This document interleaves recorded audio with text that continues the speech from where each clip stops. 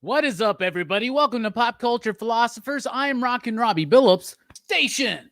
Welcome to ActionFest 2021 PCP Movie Night. Tonight, we're going to be talking about the definitive Christmas action film, Die Hard. Okay? Die Hard from 1988. It was directed by John McTiernan, right? He was also the director of Predator, Hunt for Red October. We'll get into all of that. We have a great panel of guests with us tonight. It is July. It is ActionFest. And if you caught the little bit that we've been doing last week, we did Cobra. Today we're doing Die Hard. It's Christmas in July, everybody. So Merry Christmas, I guess. Speaking of Christmas, we have a very exciting guest. First time ever on Pop Culture Philosophers. Ladies and gentlemen, welcome. Caps on Comics. Hey, everyone. Station. Thank you for being here, talking about Die Hard tonight. Yes, thank you for having me. I'm very excited. This is my favorite movie. Like, honestly, hands down, it's the best action movie of the 80s. Right? Speaking of the best of the 80s, it's Brooks, the man. What's up, my bro? What's up? Talking about Die Hard tonight, man. You excited? Yeah, like, we're talking about the battery, right? No. Okay, so it's the guy from Youngblood, right? Man. No, you're way off the mark, bro. Researching all the wrong things? Yeah. You got pages on the battery, don't you? Oh, boy. Yeah. What's really funny is that they recently brought the character of John McClane back in a Die Hard battery commercial. So I'm sure that's what you were referencing. Yeah, that was it. Yeah. We will also be joined by Mike, the voice Matthews. That's right, Mike06. And unfortunately, Jelani's not able to make it. He had a family emergency. He's dealing with the death of a loved one. And we do want to go ahead and send out our collective PCP thoughts and prayers and stations out to him. Seriously, everybody take a moment and give a silent station to the Bullard family.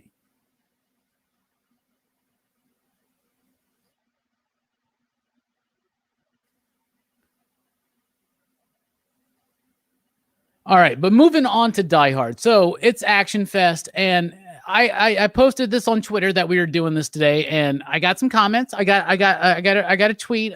What do they call them on? What do they call them? Comments on Twitter? I don't even know what they call them. But anyway, somebody was like, "Oh, really? I thought you would do this on Christmas, and you're doing it in July." And I was like, "But it's Christmas in July. It's a whole bit. Like, maybe I should have made it more themed to put Christmas stuff up. I'll probably do that next year." Where's your nativity scene, bro? I know, bro. I love nativity scenes. Like, I'm not even lying. Like, I mean, I love nativity scenes, and we can go on and on about that. But tonight we're here to talk about Die Hard. This movie came out in 1988, starring Bruce Willis, who we know as an action star figure, right? But at the time he wasn't. He was coming off of Moonlighting, right? He was a comedic actor. He had only done like 2 movies, one of which was Blind Date. I don't even remember what the other one was. You know what I'm saying? So like, he was not a sure bet. Clint Eastwood, Arnold Schwarzenegger, Sylvester Stallone, they all passed on this part. This is in some part based on, oh my goodness, I should have written this down. There's a Frank Sinatra movie that's based on a novel, right? And I'm sure Kenny, probably know what I'm talking about, but like there was a sequel to that novel that they were going to develop as a screenplay. Frank Sinatra had that in his contract that he had to be offered the sequel, but at the time he was like 70, right? He turned it down, which they wanted, obviously, and then they kind of changed some things around, and it's basically the same thing. The author of that book was inspired by like the Towering Inferno. He wanted to do a story about terrorists taking over a high-rise building, and this character from the Frank Sinatra movie. What is the name of the movie, Kenny? Nothing Lasts Forever. That's the name of the movie? Yep, Nothing Lasts Forever by Thorpe. Thorne or Thorpe, I can't remember. Okay, but yeah. Nice. So we got all that, right? So like they did some changes. They changed the name. They wanted to pull it away from that character. They wanted to go in their own route. They finally got Bruce Willis, who got $5 million at the time, which is legendary. Yeah, that was a legendary salary for the dude off of Moonlighting, which I remember watching Moonlighting and actually enjoying it. I can't tell you what it was about, really. I remember he was a detective and it was funny. But aside from that, like he got $5 million to do the movie, and unlike anything with Stallone or Schwarzenegger or anybody else, Chuck Norris, whatever, this dude, John McClane, feels like an every guy. He feels like a normal person. Nobody is John Rambo. You know what I'm saying? Nobody is Arnold in Predator or Commando. Nobody is that person. Like, some people maybe, for sure. But me, Kenny, and Brooks aren't. I'm just gonna tell you that, At least, I don't really, Kenny, I don't really know you that much. So I don't know your secret history. So I don't want to like offend you. But I know me and Brooks aren't, right? But I feel like I'm a little bit more like John McClane. Obviously, he's a cop. He's got some skill. But the way that they show him, he's a kind of a flawed individual. They really get into that character. Overall, I love Die Hard. Who doesn't? This is the quintessential action movie. Some people argue it's the best action movie of the 80s. Is that true? I don't know. Best action. What are we talking about? Explosions? Like there's more explosions than First Blood. I still think First Blood's a little bit better than this movie, but I'll tell you what, I love Die Hard, and I've always loved Die Hard. Like VHS days, DVD days, Blu-ray days. This is an entire franchise that I really like, though I have problems with the majority of the movies. But the first Die Hard is quintessentially an amazing everyman action film that continuously got copied over and over. Under Siege, Sudden Impact, things like that. Like the everyman being caught in a situation, being overtaken by terrorists in an enclosed space, right? Whether it's a submarine or a plane or whatever, right? I love this movie. It's great. Great action, telling a story, amazing characters. And this is back in the day. This is a legitimate story about a dude trying to reconcile with his wife. He, as a part of the events of that evening, comes to realize all of his flaws and where he went wrong in his marriage. Like it encapsulates all. You don't see that today. Now all you get is ain't nothing better than family. You know what I'm saying? Like, and as much as we love the Fast and Furious franchise, and don't worry, just wait a few weeks, it's coming. But Die Hard to me definitely sets itself apart from everything else of its time in its context. It's a monumental film. Caps on Comics. What do you think about this film overall? All right. So overall, like Die Hard is a revolutionary action film because like when it came out, there was nothing like it. Immediately from frame one, you love John McClane because he's not like every other action star of the 80s. He's an everyman, like you said, and so there's just so much action in this movie that you have to make him relatable really fast, right? And overall, the movie's non-traditional. It's mostly shot at night. There's bad guys eating candy. There's SWAT team members getting pricked by roses. It's quippy. It's endlessly quotable. It's unbelievably suspenseful. And the first time I watched it, it was unlike anything I'd ever seen. Yeah, absolutely. Like it, well, I was, it's hard to appreciate that nowadays, almost like how different Die Hard was at the time. Because now we got like the MCU's tapped into this, where the everyman can be a hero, exactly. and so many other movies. But Bruce Willis, first of all, like I like how people like to forget things. Like everybody's like, "Oh, Heath Ledger was a great Joker." Well, do y'all remember everybody that hated that before it came out, and this and that, right? But like honestly, Bruce Willis sold it. And apparently when he came on, the script got rewritten, right? To make him more the everyman. Because he was naturally a smartass.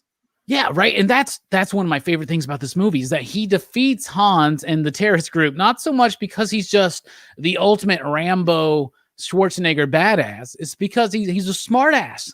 He gets under their skin. Speaking of getting under the skin, it's Mike. What's up, man? Why are you specking on sigils, man? What's going on with you? Oh, nothing, man. Is that something about a monkey up there? What is that? No, that was last week. So, well, I appreciate that. All right. Well, we're moving on to Brooks real quick. Brooks, overall thoughts on Die Hard? I mean, Die Hard is it's like an essential action movie, for anybody's action movie diet. Like you gotta have Die Hard in there. And of course, I remember Die Hard from when I was a kid. It was one amongst the action movies that I used to watch or rent back in the day. And I mean, it's a good movie. It's got good action. It's paced very well, and it has like actual character work. And well, it's like everything that Cobra wasn't in a way. Well, it has all the stuff that Cobra was lacking. Now we don't have to throw shade at Cobra to celebrate Die Hard. And I just want to defend my stance on Cobra. I still I watched Perry Comics. I watched Perry's reaction. Perry feels the same way. I feel like we should have Perry on. There's a part of me that feels like I planned on having Perry on and forgot about it. So I got to get in touch with my boy Perry. I saw him in the chat earlier. John, by the way, John from John's Comics with Kids said this is just one of his favorite movies of all time. And a lot of people say that this movie, especially people of our age, late 30s, early 40s or beyond or forthwith or whatever the hell, right? Like we remember this movie. We grew up with this movie. It was, and that's why that's why we were talking about how it's so easy to take it for granted. The pacing of the movie, how they kind of had a slow pace. I was really surprised when I put it on this week and I was like, this movie's 2 hours and 12 minutes long. This is kind of long and it takes its time, but it does the work with the characters, not so much with the wife, but definitely so much work with John.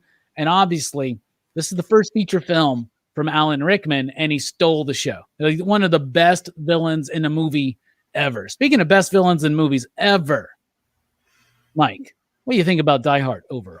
Matt, speaking of Alan Rickman real quick, I just want to jump in and be like, the scene when he gets off the elevator and the way the lighting is, like everybody just slowly sneaks out of the elevator and he just walks out, just get that nice grin. Like it's like, oh man, Alan Rickman is such a great actor. Die Hard's a great movie. I think it's a lot of one of those movies that everybody grew up with. I think there's more fun involved in it than you realize. Shit, I just went blank. It was something that Brooks had said.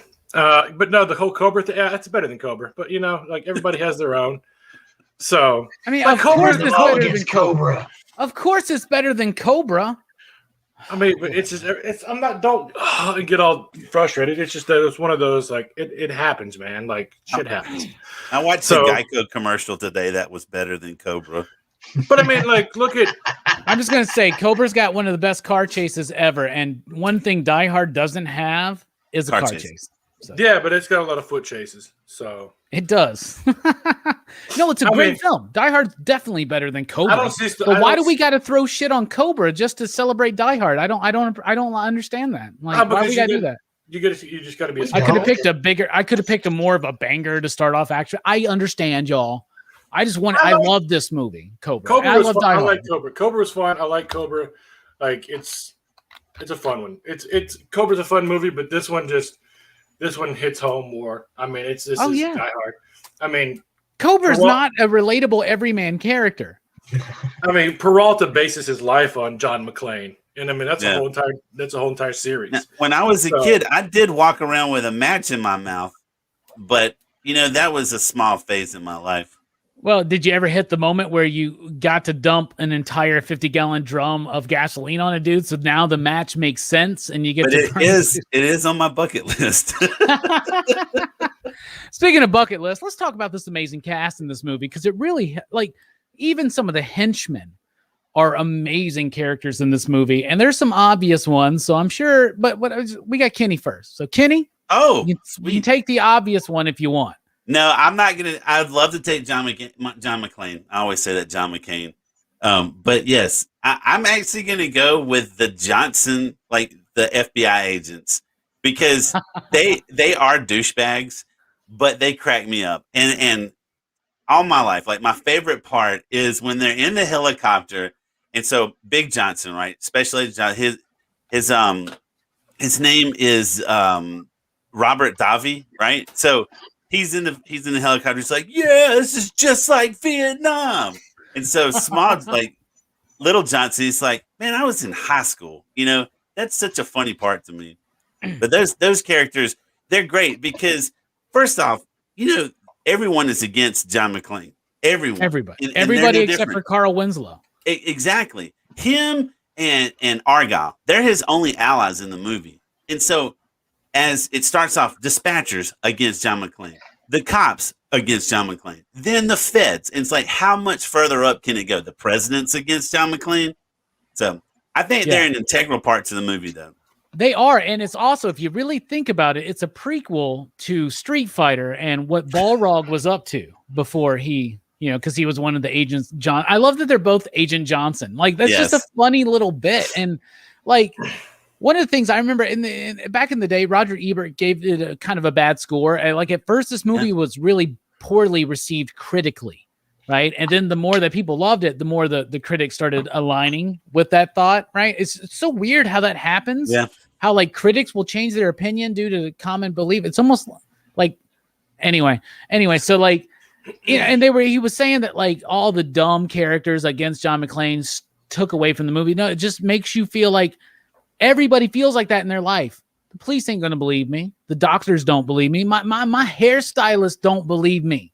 Like, you know what I'm saying? So it adds to that idea of, I think, to me, the charm and the enriching of the relatability of the main character. Great picks though, Kenny. What about you, Brooks? What's a character and performance you'd like to highlight? Well, I keep forgetting that he's in this, but Clarence Gilliard in this movie plays one of the henchmen, the tech guy. Okay, yeah, the guy that's way too excited when death happens. Yeah. Like, the thing about that is because like I recognize him from Walker, Texas Ranger, where he plays Ranger Jimmy Trebek. Trebek? Yeah, he plays Walker's partner. Bro, really? And he's also like a tech guy in that show too, like a nerdy computer guy. But yeah, like he actually does. He turns in a pretty good performance in this one too. He's very enthusiastic. You know, he's really into his computer stuff. Like, even though most of the movie is like just him, like they'll just eventually sort of cut back to him every once in a while, being like, "Oh, we're through 3 now," you know, we're through 5. I love how Brooks is so used to being last that he's like, he's like try to pick an obscure character. This is the first. Guys. Like, if Delaney was here, he would be like John McClane. Yeah. What about you, Mike? What's a character you'd like to highlight? I'm kind of in the same boat as Brooks because I figured like John McClane and, you know, Alan Rickman would be the first to go. But I like the character of Carl. He's the muscle to Alan Rickman's character. And is that the long-haired blonde guy? The long-haired guy, yeah. the one that gets frustrated and the last survivor, right? Yeah, and Holly's just like, I know that look. Like, I want blood. I want blood. Like, John's still alive and just giving this life hell. He's killed his brother. He killed his brother, bruh. Yeah, and it's just he was the first one he killed. Yeah, yeah. And it's just one of those, like, he's this nice. He's a nice, like, him and Alan. I just went blank on Alan Rickman's character's name. Hans. It's like Hans and Carl have like this nice yin yang. It's just like calm, cool, collected, very aggressive, pushing forward, like always into it. So it's just one of those, like, it's just, he's a great character. You can see him just constantly getting frustration. He's more than that, and just Hans is a great character. Also, He's also that guy's also Carl, right? He's the last survivor. He's the one that comes back at the end, and then Reginald Val Johnson has to shoot him, right? So he gets his comeuppance, right? Okay. I'm really proud of all of y'all, by the way, for not going obvious. Okay. Let's also talk about what's his character's name, but Carl Winslow. He's great in this film. It's great too. But my favorite character, and I was prepared too. I was going to say Argyle. You know, this is a Christmas song. It's Run DMC, Christmas in Hollis, man. Like, I love, this is a Christmas film. We'll get to that. But he's a fun character, right? But bruh, my favorite performance in this entire film is Alan Rickman. It's Alan Rickman as Hans Gruber. Like, so, like, the way he speaks, you know, is so deliberate, so intentional, everything about it. And what's amazing to me is him and Bruce Willis are able to really capture this rivalry with having no screen time together. Right. And that is amazing. He's a brilliant character. And apparently, like, when they filmed the bit of him falling off the building at the end, apparently, like, they let him go. Like, he actually fell 40 feet for that bit. Right. Yep. And before they let him go, like, they told him, they're like, we're going to count to this, but they let him go accidentally before. So that reaction on his face is incredibly legitimate, where he's like, whoa. But my favorite weird stretch of the entire film is when he's doing, so he's a British actor, right? And he's doing a German accent in the film, right? And then he has to do a British actor doing a German, trying to do an American accent. And that whole thing, oh no, are you one of them? Like, it's so like, the rest of the world, what they think of American accents, it just cracks me up all the freaking time. So let's real quick then run by how badass, and let's really highlight this. Bruce Willis in this film. What do you think, Kenny? He's amazing. Like, honestly, like we've said, he's an underdog. And this, what's funny is, like, he's actually more German in real life than anyone that plays Germans in the movie. Like, his dad was in the army. He was born in Germany. His mom's German. Alan Rickman's British. A lot of these other guys are Russians. But he's just absolutely amazing in this role. I couldn't imagine Clint Eastwood being like, Hans. You know, it would just completely be crazy. Film. And then Arnold Schwarzenegger, it would have been crazy for him too, you know. But yeah, if like Arnold was in this film, it would have been overlooked by things like Predator and Commando, right? Absolutely. Yeah, I really believe that. They even said that it was Bruce and Alan that kind of helped them come up with the idea, like in the original script, the idea where they met, like, and he pretended to be a victim, like that was not in the original script, and that was a great moment. Yeah, they were doing like rewrites like every day. Yeah, they were. But I always love how Alan Rickman said, Mr. Tanagi, Mr. Tagagi. What, I can't ever remember his name, but just the way he would say, it's great. It's great, you know. It's. I was watching this movie this week, and I kept waiting for him to slap someone up the head and be like, "Obviously, Mr. Potter." Speaking of Harry Potter, Brooks, you're a magical prodigy. What? Yeah. What do you think about Bruce Willis in this role? Well, I mean, it works because, you know, Bruce Willis, he's not the super cut or super buffed out kind of, you know, guy. I mean, he's not, you know, he's not like, he's got a little something to him, but, you know, he's more of a reasonable, you know, seeming guy than, like, say, Schwarzenegger or Stallone back in the day. He's a little schlubby, and I think that works to his favor, especially like in like the humorous aspects of John McClane, because McClane's like in the middle of this like super fucked up situation, and you can tell he's kind of using humor just to keep himself from, you know, going too crazy, and also to, you know, because he's basically baiting these guys. He's trying to get them to fuck up, like he's trying to, you know, provoke them. But, you know, he's the fly. That's what he says. He's like the fly in the ointment. Because if John McClane just hadn't happened to have been like in this place at this time, like these guys probably would have just gotten their money and gotten away easy. Yeah. It's like he has a super elaborate plan. He would have run rings around the cops and they would have been gone. But this one guy just happens to be in the right place at the right time and just happens to have enough skill and luck to manage to pull off foiling this whole fucking elaborate evil robbery plan. Yeah. I love how they're also like pretending to be terrorists. You know, they're making up these like fake We demand the Asian people Don. be released. Liberty to Canada. It's great. And I love that you mentioned the fly in the ointment bit because I don't know if this is true, but I have heard that this is what inspired STP to write that song, Flies in the Vaseline we I've are. heard that too. Sometimes it blows my mind. Mike, what do you think about Bruce Willis in this film? I think he does a great job. I don't think the dynamic between him and Holly, Holly Gennaro, his wife. I think there's a good dynamic between those two of like they've got a bad relationship, but they trust each other. They like shit hits the fan, and she's like she knows what John's doing. She knows what like he's a cop. He's doing what a cop does. So, I do feel like her character was a little bit underutilized in the movie. She's a great diplomat to keep. Like once they kill the main boss and she takes charge, and it's just like it's a perfect combination. I don't think that I wish they could have done more with Holly, but she definitely wasn't a damsel in distress, which was kind of which was nice. And I think that wittiness, a lot of that we love about John McClane is. If this was John Constantine, this movie would go down a whole different way. I'd love to see that shit. Yeah, me too. Brooks yelling at his dog. You hear that? I was about to say something. I heard that, and I was just like, "Oh shit!" I'm about to start laughing. I just love how nobody said the douchebag from Ghostbusters or the cokehead douchebag who was like, "Hey, Hans, why don't you? I can work a deal out. Yeah, baby, let's work a deal out." Spriggans to talk. Oh my god, how insulting, right? We all have a guy like that in our lives, you know, and it's always good to just not have Justin on streams.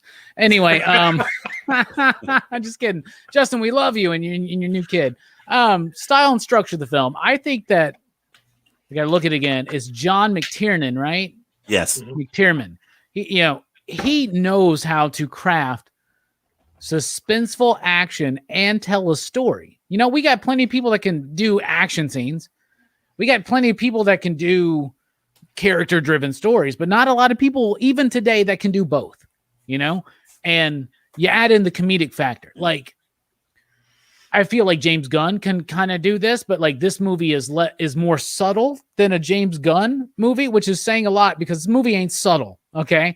I love the style of this film. I think it's expertly paced. It is over 2 hours, but it doesn't feel long because you're always invested in the characters, whether they're the thieves, because they're not terrorists, they're just thieves, right? And that's one of the changes they made. They thought it was too cold for them to be terrorists, that you wouldn't like it when they were on screen, so they wanted to make them a little bit more funny, but they wanted that to be organic. Alan Rickman's Hans Gruber is like one of the funniest villains out there. Like Joss Whedon, I wish he would have paid attention to Die Hard when he wrote Avengers Age of Ultron. Like, that's how you make a villain be threatening and funny at the same time. I love the script, the way it's paid. You know, and the script got changed, but the overall product with all of that changing to make a movie that's so concisely just tight. There's no action scenes like that you would typically get. You know, like you get some nice explosions, right? But you don't get a car chase. You don't get like all this other elaborateness that would come from another movie, like a Rambo or a Terminator or a Commando or a Predator. But you get something a little bit more nuanced. You get something a little bit more enriched.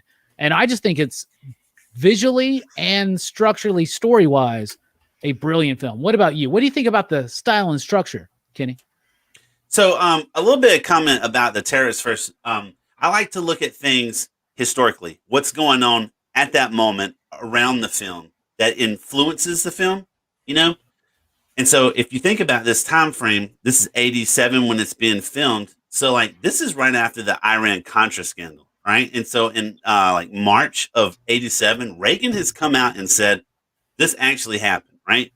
So at this point, like terrorism is still kind of scary, but it's not like we don't want to dare mess with that kind of stuff in a movie to keep it like lighthearted enough. So I can understand them wanting to go from terrorists to robbers instead, but to make them pretend to be terrorists.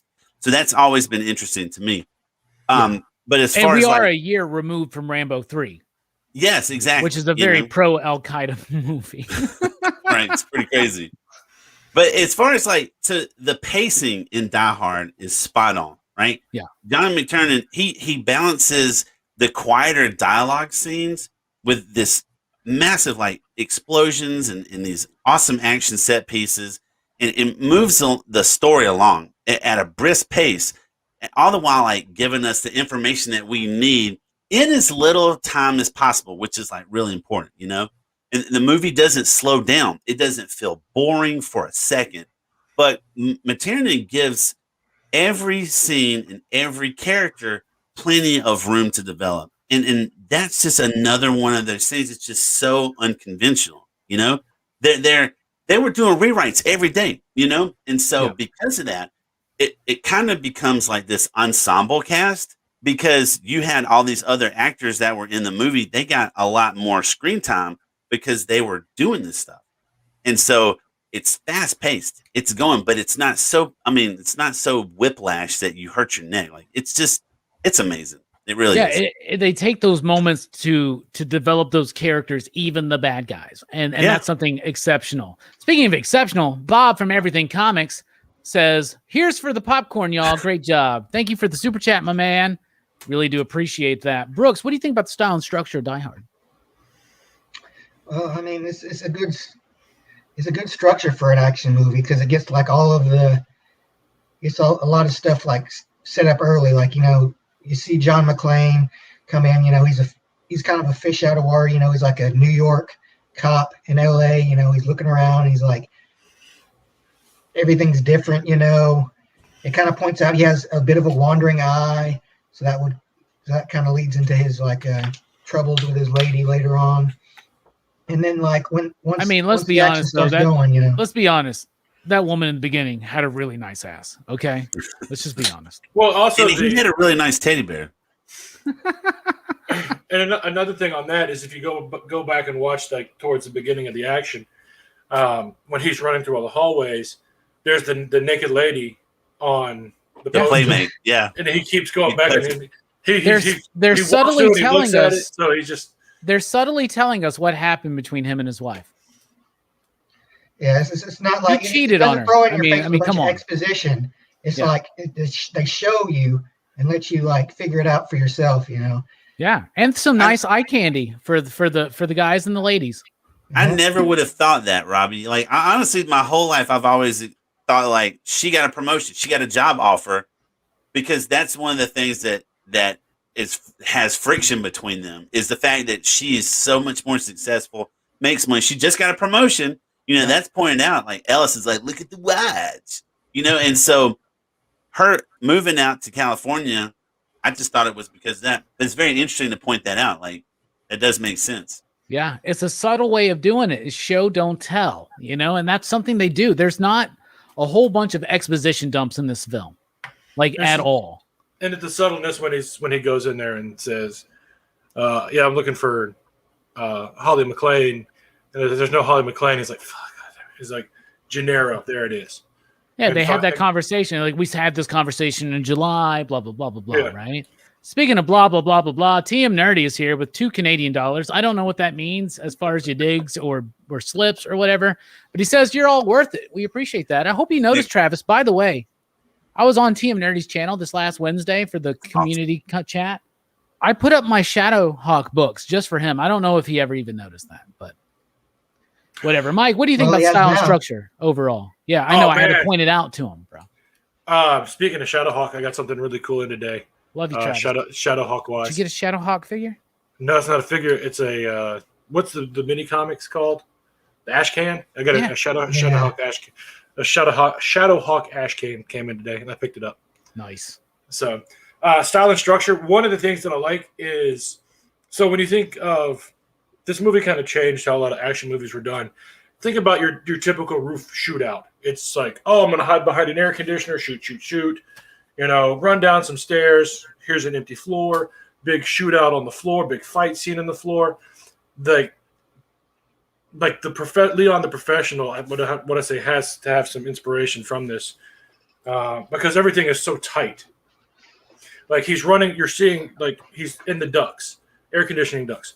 He's going through the back hallways. He's moving around in places that you normally don't see. So it's just everything's tight. Like there's a great shot of like where he's running across the catwalk and everything, and the camera's below him, and it's just like he just follows the elevator shaft stuff, right? They do some forced perspective there. Another thing, for instance, like you were talking about the air shafts, right?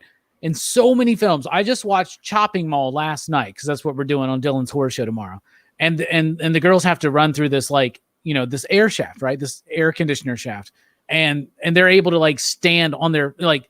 This actually like looks tight. Like when he's in there, it looks like, bruh, I wouldn't even want to fake being in there. That's so claustrophobic. And it's just it's funny because everybody's like, oh, how he's just like he got lucky because those like if you that little ledge that he's holding on to, like that's ridiculous. So and I love the and it's just like every time there's wide open, even when you go back into it's the scene that's on right now. It's just when you have somebody, if you're gonna shoot somebody. Like, quit talking and just shoot him. The guy's on top of the table and he's under the table, and like that's like most of the time in action movies, it's a big wide open shootout. Let's flip the table, hide behind the table. This is just a different take on that table trope that you see in a lot of horror or action movies. So I think it's great. Yeah, even in horror movies, H2O's got those kind of table scenes. So let's talk about the music real quick. Michael Kamen, brilliant composer. We talked about him before because he did the score for Roadhouse. He did the score for Adventures in Babysitting, but most notably, Lethal Weapon, Die Hard. He did all the Die Hard films, at least the first three, right? License to Kill, all the Lethal Weapons, like, bruh, nothing but trouble. Hudson Hawk, the underappreciated Hudson Hawk. Michael Kamen's score is great. It was kind of tweaked a little bit for the movie, but it builds up the tension. It's big, it's boisterous, and I think that today a lot of action movie music pulls directly from what Michael Kamen did. What do you think about the music, Kenny? I love the music. It's great. So it's interesting that like John McTiernan, he wanted Beethoven's Fifth, right? He wanted Ode to Joy.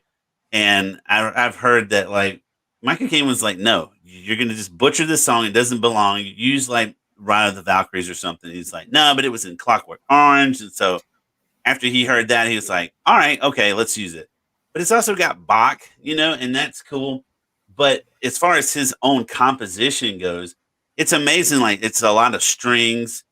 You can actually hear sleigh bells at certain points, like when it starts to get like really heavy, and I love that. And I've been a big Michael Kamen fan for a while. Like I'm a big Metallica fan. In like '98, he did an album with Metallica called S&M. It was Symphony plus Metallica.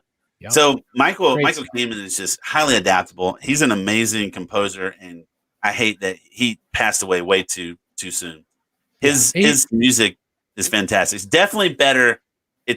I prefer it over Lethal Weapon. I'm not an Eric Clapton fan. I actually hate Eric Clapton. And so I feel like Eric Clapton ruins the Lethal Weapon movies. That's a tough one to me. Die Hard score versus the music in Die Hard versus Lethal Weapon. Because I think Lethal Weapon uses some really good Christmas music as well as Die Hard, It uses some good Christmas music too. But my favorite Michael Kamen still might be Highlander. Yes, that's a great one. Yeah. That score is amazing. What do you think? Speaking of Highlander, and The Quickening and the Renegade version all in one. Brooks, what do you think about the music in Die Hard? The music is good. It's good at keeping the suspense of the scene without distracting from it. Like that's the main thing I realized about the music is that it helps kind of build the tension without drawing so much attention to the music that you kind of lose some of the tension. The Ode to Joy stuff in the beginning is pretty cool because there's even a part where Hans Gruber is just walking down the hallway humming "Ode to Joy." Yeah. Well, apparently John wanted to make the movie more joyful because he thought that the original script wasn't. And so that's why he got together with Bruce and they changed the character of Hans and made it a little bit more funny. And they brought in "Ode to Joy," like literally like, I want to make this movie joyful. Let's put "Ode to Joy" in there. And to me, "Ode to Joy" is almost a Christmas song now because of this movie, you know? And I do like, because it ends with "Let It Snow" and it begins with the Christmas song too. But nothing's better than when Lethal Weapon starts with "Jingle Bell Rock," right? Nothing's better than that. What about you, Mike? What do you think about the music? The licensed music that they use it's really good. It's really spot on. And it's just, by the way, they actually use a bit of music from Aliens in this film too. Like they actually do. So anyway, I'm sorry. But I agree with Brooks though. It's like a lot of the stuff is just the strings are subtle. It just adds tension to it. It's not overbearing. Lethal Weapon, it's got a great soundtrack because of the sax that breaks everything up, and it's just so. And that's just a different soundtrack in its own because that's more like 40s noir, right? That's what the Lethal Weapon score makes me think of. But that adds to but it almost like that instrumental, and it's almost like an additional character to the movie in Lethal Weapon. Die Hard don't need that. Die Hard does. It's very subtle. It's very tight. It's very compact. It's just there's a lot of. I love how like you see, like there's all. It kind of crosses all genres of music, so I think it's kind of fun on that way. All right, now it's time to talk about the theme. Like, what is this movie trying to say? What is it actually about? And I'll start us off. It is a Christmas movie. Alan Rickman, his character of Gruber, is the Grinch. He's filled with greed. He's just this thief, right? And he's trying to steal Christmas away from this Christmas party of all these people, this happy land in Whoville. I'm just bullshitting. Kenny, what do you think this movie's about? It's about these little characters in Whoville. Honestly, to me, it's all about overcoming fear, right? McClane begins in a jet and he's afraid of flying. And that shows that he's vulnerable, right? He's anxious about seeing his wife for the first time after God knows how long, right? It's a couple of months or something.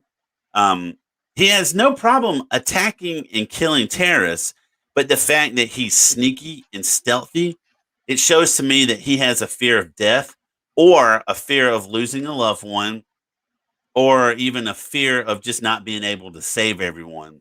Yeah. And so, like, he's not a super soldier. He is a regular New York City police officer, a street cop, right, with street smarts. And his ally in the movie, another street cop, Al Powell, who his biggest moment in the film is shooting Carl. And Powell had been afraid to pick up a gun ever since he mistakenly shot a kid. And so to me, all of those instances, it's overcoming fear. Yeah, absolutely. That's a really good point. What about you, Brooks? What's this movie saying to you? To me, it seems to be most about appreciating the things that you have. That's kind of McClane's arc. Is like he starts out, he's kind of begrudgingly coming to visit his wife and kid on Christmas. Like you feel like he's just, he feels put upon in a way by it. And like even when he actually talks to her, like he sees his wife and he's like, for a while he's like, he starts to remember, how good he had it and how much he wants it back. But then he fucks it up again right before the terrorists show up. And then after the ordeal, it's like he finally appreciates, how much his wife and his family mean to him. It's like kind of the whole situation brings it into perspective for him. It makes it very Christmassy too. And by the way, spoilers in case you haven't watched the rest of the films, they do not have a happy marriage. Right? Mike, what do you think this movie's saying to you? You're muted. Sorry, I was watching the movie. It's been a busy day today. Like, you do not understand. I'm sure you've seen this movie like 30 times, so you're good. Yeah, no, this movie is trying to teach you patience, and just relax and think, because, like, all right, everybody, like, there's a fly in the ointment, and Fly in the Vaseline, even. Right. So it's just, and the cops are showing up. So Hans it's kind of rushing Hans to do what we're in a hurry, we're in a hurry, we're in a hurry, we're in a hurry. And it's just like, yeah, we know you're in a hurry, but if you thought about this and planned it and had the patience, like, this is what's going to happen. Like, John is just so calm, cool, and collected, and playing everything, and doing everything. It's just, he's being patient with everything because he's thinking about it. Holly is very complicated. It's very not complicated. Complex. She's being patient. She's thinking through. She's not like, hey, you guys want some Coke? Like, what's going on? And, like, she's not being very arrogant. And it's just like, everybody. Wait, did you say she's offering cocaine to people? What no, she's not like the other dude that dies. The party douchebag, Ellis. Like, she's the opposite of Ellis. Even Al Powell, like, he's the one that's being patient. Like, he's trying to calm Roy down. He's trying to be the voice of reason. And it's just kind of like, in his, like, oh, we're going to do this. And it's just like, he's a low man on the totem pole. And he's getting shat on by his captain. And then, like, the FBI comes in, and he's just like, look, like, this is what's going on. Like, you got to have trust. And it's just patience. That's all it really is. It's just like, just slow down, think about it, and just be relaxed and calm. And then just don't give in to the anger there. Yeah, I think all of y'all have definitely hit points on exactly what this movie's about. And to me, it speaks. I mean, this movie's not subtle, you know? It's not trying to, like, make us dig for its meaning. You know, it's a very Christmas meaning. It's about a dude who made a mistake. He's trying to correct it. He's a little bit nervous about it, and I love that. They're showing, like, never do we see Rambo really, like, feel like he's not good enough or scared of something, you know? And like Kenny pointed out in the very beginning of the movie, he's scared of flying. They point that out for a reason. You know what I'm saying? And it's cool to see, like, so many people are like, well, I'd like to make this change in my life. I'd like to be a better husband. I'd like to be a better father or wife or mother or whatever, right? I'd like to be a better partner. I'd like to be a better person in this society. I'd like to contribute more. I'd like to get over this hump in my life. I'd like to better myself in this way. But we all, like, deal with these fears and anxieties. And this was one of the first action movies that let us know that, yeah, we all feel that. John McClane's scared of flying, but he's able to walk through glass. He's able to crawl through this tight ass air duct. He's able to do all these incredible things. Why? Because he's able to overcome that fear. He's able to have the patience to plan out what he's doing, and he's able to understand what is wrong with him and make that better, to try to reconcile things to be better for him and his place in his family and in society. So this movie is a Christmas movie. So this is another question I want to get, because they were like, well, you're doing this in July. Well, I think that it's obviously a Christmas movie. Okay. The argument, whether it is or isn't, is ridiculous to me. So many action films take place on Christmas. It's a great setting. If a movie takes place on Christmas, it's a Christmas movie. But this is also a movie that works anytime. Kind of like a Gremlins. Like, I can watch Gremlins, Lethal Weapon. I can watch Die Hard any time of the year. Certain movies, Black Christmas, and all the more conventional Christmas movies, Miracles on 34th Street and Christmas Vacation, I can't watch those in July. But you can watch Die Hard anytime. I think it's an action movie first, but it is still a Christmas movie. And I do believe that you can be more than one thing in this universe. Is it a Christmas movie? Is it not? Kenny, let's just settle this debate. Absolutely a Christmas movie. I think the reason why it doesn't necessarily feel like a Die Hard Christmas movie is the fact that it's in sunny California, where you could literally watch this movie any day of the week.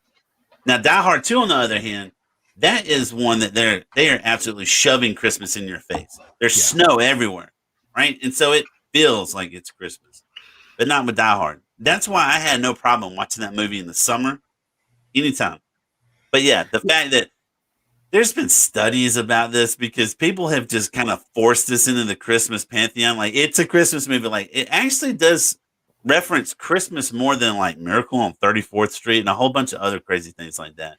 So I absolutely like two thumbs. Yes. Christmas movie. Yeah. It's a Christmas movie, but it exists beyond that. What about you, Brooks? What do you think? What are your thoughts on this debate? And yeah, it's a debate. It's crazy. Every year people argue.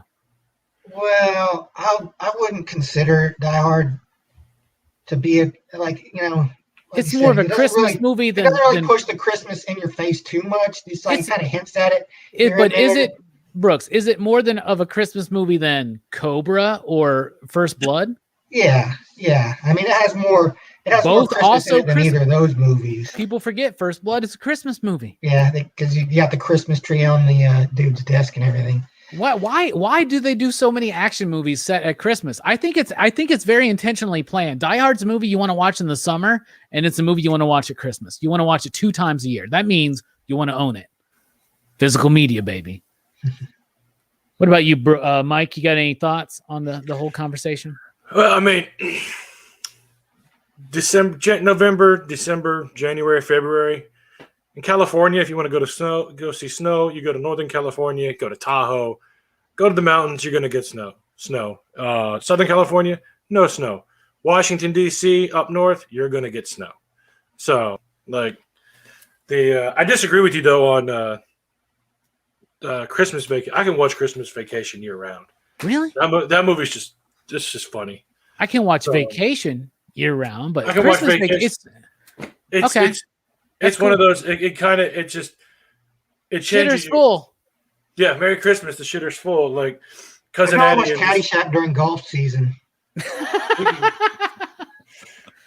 like I only watch baseball movies during baseball season. Yeah, shit like that. Bull Durham's only good. Watching Bull during Durham baseball. off season, bro. What are you doing? You can watch a baseball movie 6 months out of the year, though. That's pretty solid. What about Any Given Sunday? Can you only watch that in the fall? You can only watch it on Sunday. Yeah. Or any in the fall. I love it. Die Hard's a Christmas movie, and it's an action movie. It's you can watch it whenever, right? Plus, it's Christmas in July. It's a fun little bit. Anyway, all right. Now we're going to rate the film. And you out there in the PCP Army in the chat, let us know, out of 5 possible you digs, what do you give Die Hard, the original? And I hope you point out that and realize that we've been doing all these action franchises. We did all the Mission Impossibles. We're doing all the Fast and Furiouses. We're doing all the John Wicks. We did all the Rambos. But Die Hard is such a quintessential great first movie that we had to just spotlight that. Don't worry. One day we'll do the whole thing, right? But I don't have many nice things to say about the other Die Hard movies except for Part 3, which I really do like. So I want to know from the chat, from everybody here, how many out of 5 you digs do you give it? And what is your favorite Die Hard sequel? Just name it. You don't, no explanation. Caps. Okay, so I'm still so new to the PCP Army. I don't really know the increments of the sliding you dig scale. So is there like a 4.9 or is it 4.5? It's either a whole number or a 0.5. There we go. Okay, so because I don't believe that there is any perfect movie, it has to get a 4.5. And the reason why is because of the damn news reporter. I cannot stand him. He's like Donahue and Sal Jeffrey Raphael and Geraldo Rivera, like just trash TV. Like I don't like that character. And he's unnecessary. Unnecessary in the movie. And here's the thing. I hate Die Hard. I hate Die Hard 2. He's all up in Die Hard 2. Yeah, he's too much in that. He was good in Biodome. I think that's funny in Die Hard 2. Oh, I hate Die Hard 2 so much. But anyway, yeah, because it's this male butt. I don't want to see all that. But anyway, so yeah, he is what ruins the movie. I do like the fact that Holly gets to punch him in the face, but that's because I just hate him so much.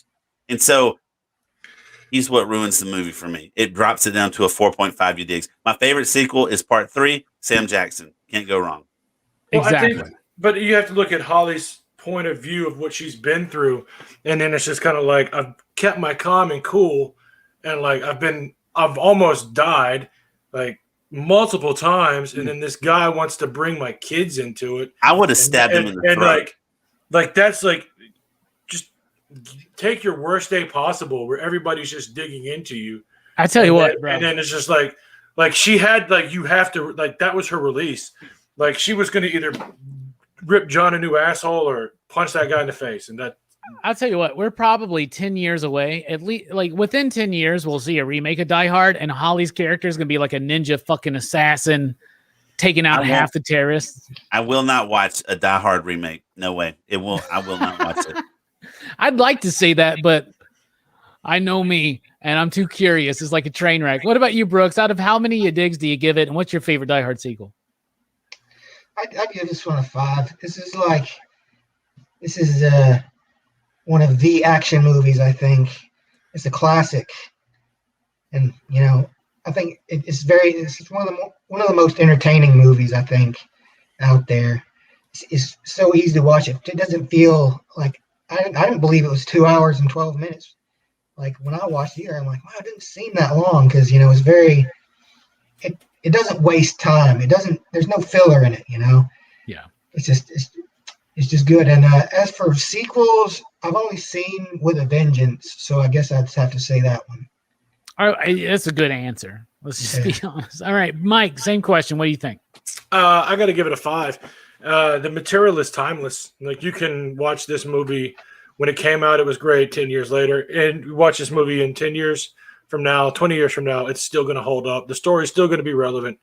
Like it's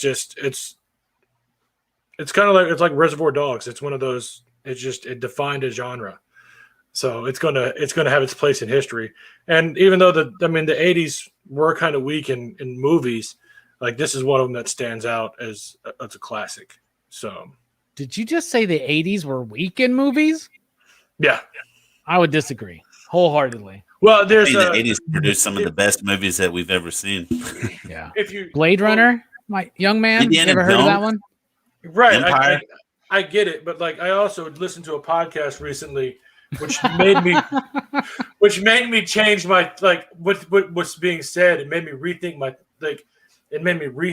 everything, and it's just kind of like you do get like Blade Runner, Die Hard, like those are in there, but there's a lot that just it's all the over the top pointless action movies. Like there's a lot to it that you ever seen Goonies? Ever seen that movie? Anyway, I'm just messing with you. All right, 5. You think so? Yeah, 5. I gave it 5. And your favorite sequel is? Let's go with 4 because of Timothy Olyphant. I love Timothy Olyphant, but I really don't know if I like that movie. But better than part 2. It is better than part 2, I think. I actually had never seen 5. I saw it once. 5 is not that bad. 5 is it's a great popcorn movie. But like I was really hoping like they were going to like Justin Long in 4 was really good. And like that, and it's kind of like it's a great passing of the torch because you have Bruce Willis, this comedic actor that goes into these action movies. Yeah. Now you've got you've got Justin Long, who's this great comedian actor that's going to go into action. Yeah, but they could like if Die Hard Part 5 was with Justin Long, like it could have been different. You like Indiana Jones 4, don't you? No, I hate that movie. Oh my god! I think I like it more than you. I'll be honest. I think I like it more than you just because I like crystal skulls. I think they're so cool. I'm going to give it 4.5. You digs? I'm right there with Kenny. I don't think it's a perfect film, but I think it's one of the best action films of the 80s. It's a brilliant film. 4.5 is an incredibly good score. If you throw that out into a 10-point scale, that's a 9. Die Hard is amazing. It's a brilliant film, brilliant performances. Hans Gruber, Alan Rickman, that's amazing. That's a great character, a great villain. What Bruce Willis is able to do with John McClane, what the director can do, it's such an amazing movie that you can watch all the time. I watch this movie and it never feels old. It feels still like relevant and up to date. And what's really cool is that building, the Takahashi building or Takatomi, right? That was Nakatomi, right? Whatever it is, it's the 20th Century Fox building, right? And they were literally like still building it. And so when they're in like the unfinished room with all the construction and equipment around, like that's real. They just were like, fuck, let's use it, And there's a little bit of an indie sensibility to this movie where they were just Fox like charged themselves their own rent for that. Did they really? That's how it works, right? That's the problem with Hollywood. Anyway, I love this film. I give it 4.5. I don't think it's better than a 5.0 action film from the 80s to me is First Blood. Like that movie really goes deep into some really deep stuff. This movie doesn't explore much that others haven't, but it explored of the time more than what other action movies typically did. Fargate says 5 you digs. TM Nerdy says 5 you digs. Missing Link says 4.5 you digs. And he also says Live Free is my favorite sequel. Okay. Bobby De La Ghetto says 5 yippee-ki-yay digs. I like that. That's really nice. Fable says 4.5 you digs, which is 5 backlogs, which is 17 slips. Bruh, slips have really gone down in the exchange rate. Somebody needs to holler at Dylan to be like, what the hell Elon is Musk to launch one into space. See what happens. Why does everyone always say station? What does it mean? It means be excellent to each other. So yeah, some really great high scores. Really great high scores from the PCP Army and from the Excitable PCP crew and Kenny on Caps on Comics. I'm sorry. 4.5 from me, 4.5 from Kenny, 5 from Brooks, 5 from Mike, and Jelani also wants everybody to know he gives it 5 you digs for a PCP average of 5.9. 69 dudes. We're really getting to the nitty and gritty. Always ends up that way. Yeah, isn't that weird? Yeah. Like something's up, man. Oh, and Bob here with the late response. 4.5 you digs for sure. Hell yeah. Hell yeah. All right, that's the discussion on Die Hard. We'll be back for PCP Backchat, but real quick, everybody sub up to Caps on Comics. The link is in the description below. Also, one of our amazing moderators here will throw out the link as well. We will be right back for PCP Backchat and Show and Tell. Yippee-ki-yay, motherfuckers!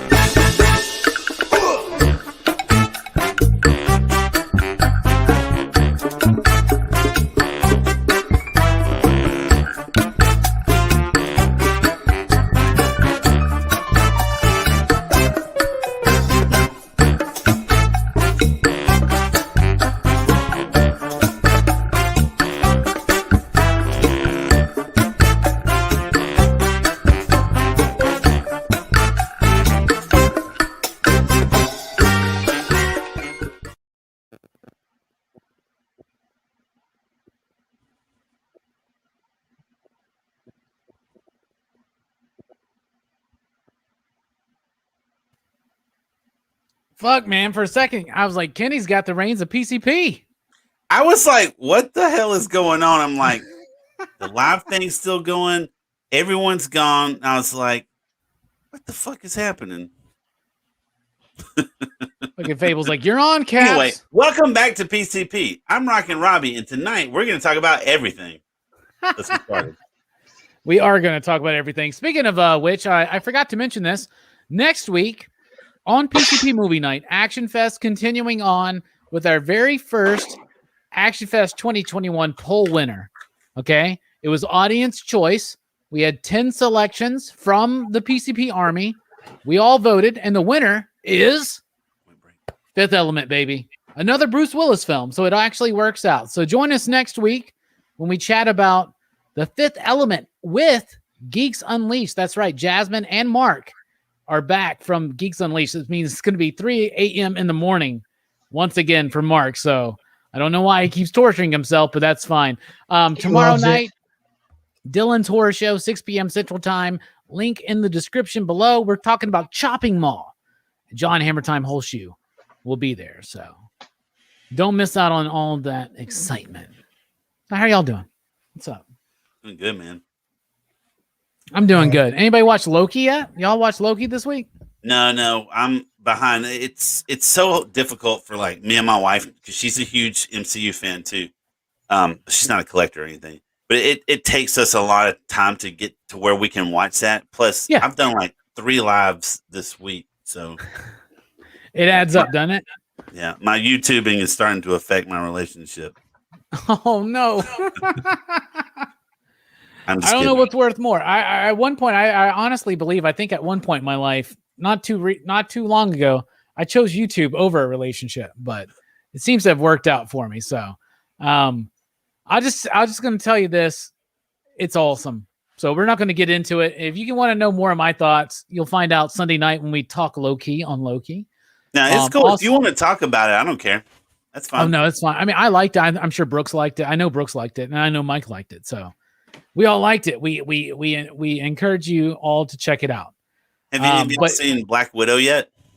No, I haven't. I was gonna go with Jay Strick today, but he bailed, which is usual. Did he really? Oh yeah. But if anybody wants to go, maybe like tomorrow night, like Mike, what are you doing tomorrow night? I'll be in Nashville. All right, never mind. Brooks, what are you doing tomorrow night? I ain't got no plans. You want to go watch Black Widow? Yeah, man. I'll get done with the Dylan's Horror Show around like 7:30 or so. I'll pick it. We'll be in touch. The Carmike probably in? No, AMC baby. Where's that? It's what the Carmike. I think it's the one over here next to me on Jones Valley. Oh yeah, the old rave. Yeah, the old rave. So it's not the Carmike anymore, or something else? Yeah, it's AMC now. But anyway, I got the movie pass thing, so I get like free movies. We're actually going to do a drive-in. They have a drive-in at the Alamo Draft House because, so I got young kids and none of them. You have an Alamo Draft House near you? Yeah, actually, I have 2. So, I'm in a town in Northern Virginia. So there's an Alamo Draft House in Winchester, which is 45 minutes away, and then there's one on the other side of Leesburg, and that's about 20 minutes away. So we're outside of DC. So there's a lot of stuff here. That makes being outside of DC, that makes sense to have. Well, hell, when we going up to Virginia, man, I want to see DC. I've always wanted to see Baltimore Comic-Con. It's pretty awesome. I hear that. Heroes Con's really good too. Maybe we can meet up at a Heroes Con one day. That's kind of in the near us, like in the middle. All right. Sounds good. That's a great show because that show is like I heard Baltimore's like the same way, but like it's about comic book creators, which is crazy to think of nowadays, a comic book con that's about comic book creators. Who cares about this random ass zombie from The Walking Dead? I am Rockin' Robbie. That's an inside joke. Because so imagine their Coliseum. It's huge, and half of it dedicated to like comic books and comic book creators, and the other half is dedicated to Funko Pops. It's just so many Pops. It's like holy shit. I thought I was done with Pops, and then this week we got in the Kid and Play Pops, and I got to get them. So expect to see them next week probably. So we got a question from the chat from Fargate. What's up, Bruce Station? Which is a better sequel, Aliens or T2? That is a tough question. I'll answer it. I think that for me, if I'm going to say what is the better sequel, if a sequel can actually improve on the first movie, which I think Aliens does, but I actually like Alien better than Aliens. But I immensely enjoy T2 over Terminator. I like Terminator a lot. It's a dope movie. But T2 is something else. I think it literally is. Until that pesky-ass Matrix showed up, I thought it was the best action film of the 90s. I think T2 is the better sequel. What do you think, Kenny? So, okay, T2 was the first movie to ever, it cost $1 million to make. It was the first movie to ever do that.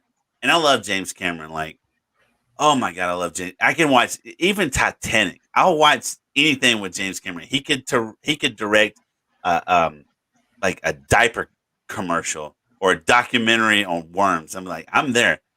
It's got so much action. It starts and it doesn't stop until the end. Because the T1000, T2000, it's the Mercury dude. He literally doesn't stop. He's the Energizer Bunny from the future. And he never stops until like he's melted at the end. And even still, like, it's a tearjerker moment to see like Arnold Schwarzenegger's hand go down into the thumbs up. I love that movie so much. It's a great film. It's enticing to children. So that was something that, like, Terminator 1 was enticing to children, but it wasn't made for children. This one was made for kids too. Yeah. So it has that like Spielberg approach where it's like a mass, like it was just so freaking huge. You know what I'm saying? And I'm a Gen Xer, right? Like I loved Guns N' Roses so much. And when like the John Connor's on the motorcycle and it's like, you can be mine, Axel's playing, it's great. Like that's just awesome. I was like, dude, I want to be that guy, Yeah. So cool. I always have a hope that one day I can work in comics as a writer or an editor, and I don't want to spoil too many of my ideas for characters like Blade. I got a 5-year plan, but if someone came to me and was like, pitch Terminator script, it would be, you ready for this? That they find the molten metal that the T1000, by the way, the brother of the guy from Filter, the front man, they would find. This is what I would do. Like, I would do a 5-issue series that the ultimate reveal was that they found the molten shit or whatever that the T1000 was melted in. And that's what they used to, first of all, even find and build the Terminator technology, causing a time loop, right? I would address the idea of different Arnolds going back and like how many Terminators have they sent back? Well, this is a crazy ass timeline. We think that Loki's doing some crazy shit with the timeline. Mm-hmm. Yeah. The Terminator timeline is so effed up. Like, somebody figured that shit out. There's so many different John Connors and Terminators going back and forth. Like, it's like every 5 minutes in John Connor's life, a Terminator shows up to either kill him or help him. Like, what is going on? This poor dude, how does he ever become a leader? They've successfully led to the machine uprising by just making this dude riddled with anxiety. He can't even eat a fucking sandwich or a taco without a Terminator coming out behind him, right? So that's I will crazy. say that but by the way, it would be 5 issues, and all 5 issues would be named after a Filter song as a nice little wink. So, hey man, nice shot would be the 5th one, by the way. That's awesome. So I will say both of them set such incredibly high bars that part 3 and so on were just garbage compared to part 2. Like, well, I have a strong case to make about Alien 3, but that's for another day. Okay. That's for another day. Brooks, I want to know from you, what's a better sequel, Aliens or T2? I love T2, but I'd have to go with Aliens. Game over, man. Aliens like ramps up the fear of, because like in the first Alien, you got this one creature that's like so insane and like dangerous, they can just kill like all these people on the space station like easily. But then but that was just like, a regular crew of grunts, they weren't like trained for combat or anything. But in Aliens, you got like space Marines with like high-tech technology, and they still get tore the fuck up by these aliens. Like Aliens is like, I think there's a great escalation of the threat of what the aliens are, how dangerous they actually are. You're right. And they never reached that escalation again. No. right? They never did that. They kind of it's one of the, as much as I love Alien 3, and I really do, and let's call it by its real name, Alien Cubed.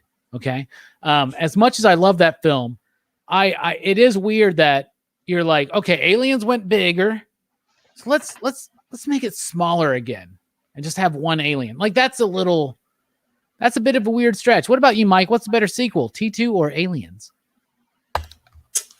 I gotta go with T2. It's just you watch Terminator 1, and it's just like it ends, and then it's just like here's the sequel.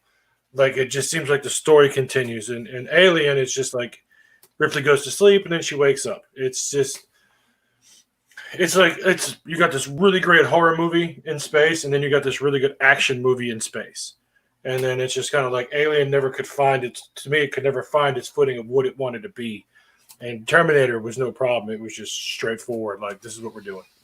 So. Bob says that he's watched Aliens more because Edward Furlong gets on his freaking nerves. I'll say it for you. He gets on his fucking nerves. But here's the thing is I think Bob's probably a few years older than me, I'm sure. But I was like T2 came out like 92, right? So I'm like 11, like bruh. Like I thought Edward Furlong was the coolest fucking dude. I was like, yeah, man, he's got his little dirt bite. Yeah, he's got the cool like butt cut thing going on. Hell yeah. I know the same thing though. Don't get any of us wrong. I believe all 4 of us love both of these films. Yep. But if we got to nitpick, I like Alien more than Aliens, but I like Terminator 2 better than Terminator. Yep. So right, said it better. It's nitpicky. That was a great question though, Fargate. So thank you so much. Anybody else got a question? Throw it out. Let's do it. Bum, bum, bum, bum, bum. How are y'all doing? Brooks, what did you do today? What'd you have for breakfast? I always have chocolate chip Eggos for breakfast. Always? What do you use for syrup? Just regular maple syrup? I just put them in the toaster, and then I just pick them up and eat them. No syrup. That's wise. You got chocolate chip Oreo plates or anything. I just pick them up. You're like fucking 11, aren't you? Caps, what'd you have for breakfast today? I feel like I have to defend myself, but I'll just say McDonald's. I had to go to the grocery store. It was an emergency trip this morning. My wife, I went to the grocery store without a sip of coffee, and that's very rare. Go to the grocery store. My wife's like, oh, and pick up McDonald's on the way back. Enough for the whole family. So nice. Yes. Sausage, egg, and cheese biscuit. Sausage, egg, and cheese biscuit. Nice. Yeah, it tasted like crap. I bet because it's from McDonald's. They're better breakfast biscuits you can get. I don't know if you have a Bojangles or a Hardee's or a Carl Jr. We don't have Hardee's here. No, like the I think the first Hardee's we see going south, like when I go home to visit, is around Bristol, and that's when we start seeing Crystals. Because like I miss that so much, and they have good breakfast. But yeah, no Hardee's. I didn't actually eat a breakfast today. You know, I usually don't, but the first thing I ate today, I broke my fast with some cottage cheese. So that was probably the most boring answer. Mike, what about you? What'd you have for breakfast? I had some Lance peanut butter crackers. The orange ones? Yes. Oh, the cheese crackers with those are the best ones, man. Yeah, the cheese cracker with the peanut butter on the inside. That's what I had for breakfast. Yeah, those are the best ones. Good breakfast. It was Chick-fil-A chicken biscuits, bruh. I want to tell you this. Chick-fil-A's got the driest, weakest ass biscuits out there. What are you talking about? All right, so this is a question. This is a good question for me to ask you, fellow Alabamians. All right, so growing up, I lived in the middle of nowhere, so we had to go like 2 hours to Tuscaloosa, 2 hours to Mobile. It was like 2 hours to Meridian, just in a dead zone, like nothing. So Chick-fil-A was always like mall food. It was just, you just didn't eat Chick-fil-A. But now it's everywhere. And you could go to my town here in Northern Virginia, and at 2 p.m. on a Tuesday, there would be 75 people in line wanting some Chick-fil-A. I just don't understand it. Like, where did it come from? It was like the Sbarro of stuff back in the day. Chick-fil-A was the mall food. right? Like Chick-fil-A only had mall restaurants here in our town for a long time. And then they somehow branched out because they wound up latching themselves onto like a almost like a evangelical Christian kind of ideology, right? I think that really helped bolster them up, right? Because Especially down here. Yeah, we don't want to spend too much on this, but especially down here in the South, like the polarization between the left and the right and the Christian and the atheist, like it's nutso, right? And those of us that are just trying to fucking live are like, what? Yeah, like, and there's a piece of me, for instance, like I actually didn't eat Chick-fil-A for a long time, right? Because of their stance against, like, you know, marriage equality and shit like that, right? And then one day I realized, like, why is me not eating a chicken sandwich doing anything? Like, honestly, the best thing I can do is be a tolerant and accepting individual in my own personal life. And another thing I can do to benefit my life, aside from just being an accepting and tolerant person, an understanding person, and try to understand more and expand my horizons and be a bigger person, right? Like, meaning like not be a bigger, you know, people say like, I'll be the bigger person. I mean, like, the more particles here. Yeah. The more you learn, the bigger person you are. You have more experience. You can experience shit that happened 1,000 years ago by reading a book. You can get in the head of somebody who was 1,000 years ago. You can understand, like, you can expand your own life, right? Just by reading books. And we have a friend of the show that's very familiar with this, and you need to talk to him next time. So, well, all I'm saying is the best thing I can do in my life on the behalf of equality is to be accepting and loving to everybody I come across. That's all you want, but the other thing I can do to benefit my life is eat a good chicken fucking sandwich. And that's what Chick-fil-A provides, is a great chicken sandwich. Like, let's be honest. But now Popeyes has got them, so. Well, hold on. That's a different experience, bruh. When I want a sandwich that's got this coating that you can't quite duplicate, and it's marinated in pickle brine, that's a good ass sandwich. And waffle fries, bruh. Okay, I love Chick-fil-A. Now, I will say this. My favorite chicken sandwich right now is probably a chicken sandwich I would fucking make. But Popeyes makes a badass chicken sandwich. And where I have actually experienced in this town right now, more lines, more wait time at a Popeyes. In fact, almost literally, our job, the Deep Comics, me and Mike, like, we broke a Popeyes, a local Popeye. We literally broke and closed down a local Popeyes. That's awesome. On Thursday, because everybody wanted Popeyes, and somebody went, and it was an over $100 order. We literally broke that Popeyes. Like, 3 people no longer are employed there. Like, it was a whole ordeal. But that's a badass chicken sandwich. That's a badass biscuit. And bruh, their mashed potatoes and gravy, the red beans and rice. Popeyes is the shit. Now, I would always go Popeyes over Chick-fil-A. Yeah. But Chick-fil-A's got a different kind of style. Yeah. That I like. And I really, really like the waffle fries, and I really like their nuggets. And bruh, I got like 8 little containers and a giant fucking container of Polynesian sauce from Chick-fil-A, because that shit's dope. That's all that Fable just said. Where'd he go? I miss Roy Rogers. We have those up here. There's 2 in the nearest town over. We've never had one of those down here. I've never eaten there. It's kind of like Hardee's, but like they keep all the condiments and like lettuce, tomato, onions. It's like a secret. You have, like, if you order something, they just give you that, and if you want lettuce, tomato, onions, pickles, you have to like ask for it. It's nuts. I don't like it. Tacky says Hardee's had the. Still have that chicken restaurant? Who does what? Kenny Rogers? Didn't he had like a chicken restaurant for a while? He had Didn't he? the roast. Yes, but there's none up here. Are they still around? Is there one still outside of Kramer's apartment? No. Tacky says Hardee's had the best chicken sandwich, but they played themselves trying to chase Popeyes. Congratulations, you played yourself.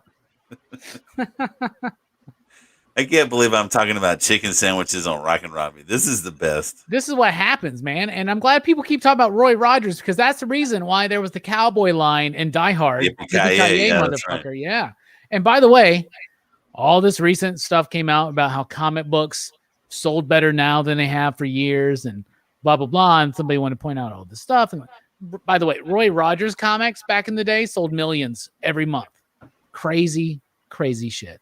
So, by the way, the comic book community is doing well, but it's mostly because of Scholastic books and manga.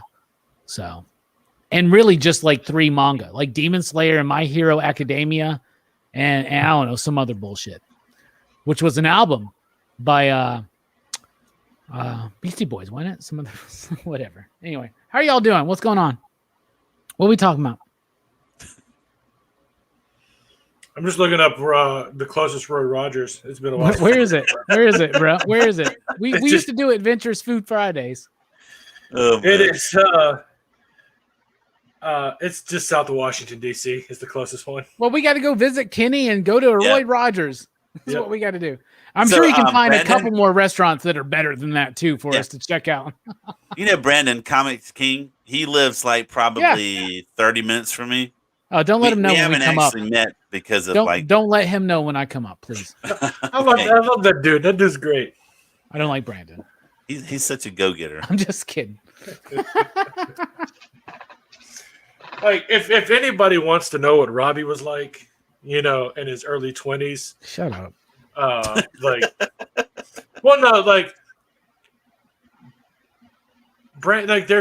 They're completely different. But like, I see a lot of like young Robbie and Brandon, and that's why I kind of like watching his show because it reminds me of this youth.